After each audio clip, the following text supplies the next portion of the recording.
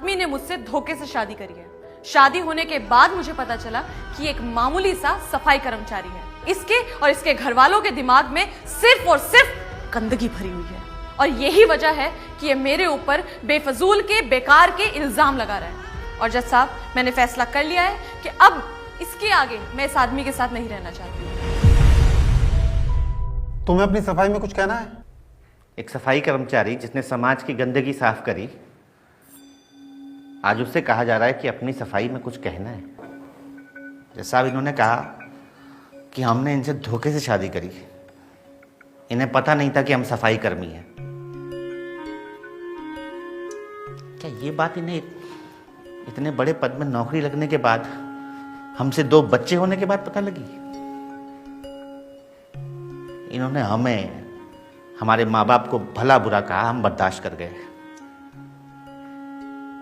पर आज ये हमें हमारे बच्चों से तक मिलने नहीं दे रही है।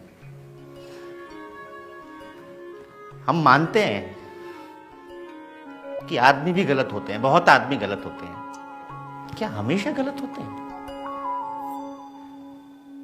हम ये भी मानते हैं कि औरत को ही आदमी की तरह जीने का अधिकार है, आजादी का अधिकार है। और शादी के इतने साल बाद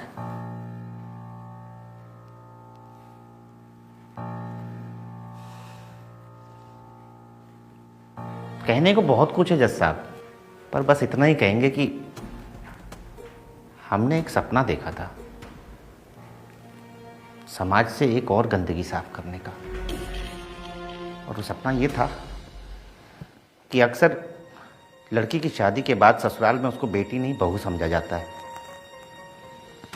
बहू जिसका काम होता है चूल्हा चौका करना, सास ससुर की देखभाल करना, पति की देखभाल करना, बच्चों की देखभाल करना।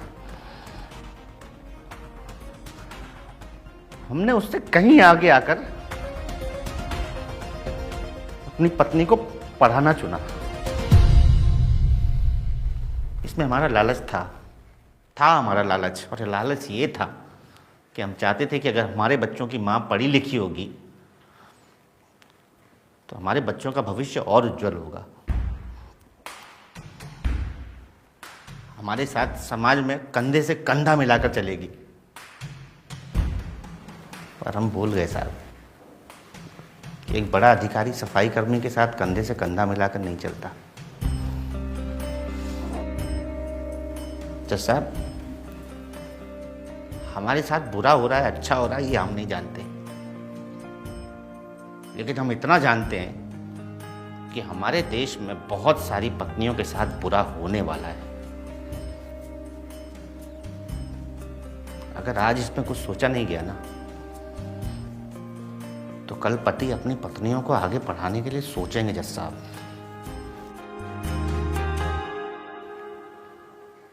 हम सफाई कर्मचारी हैं, हमें इस बात पर गर्व है। ये भूल गई कि इनकी आगे की पढ़ाई का पैसा वही सफाई कर्मचारी के पैसों से आया था। वो फीस उसी तनख्वाह में से भरी गई थी।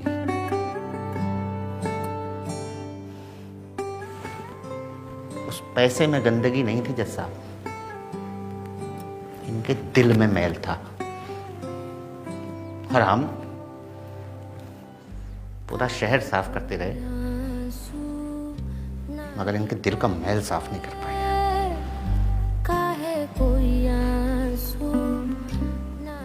शहर की सफाई हम देख लेंगे जज साहब, दिलों के इस मैल की सफाई आपको करनी होगी,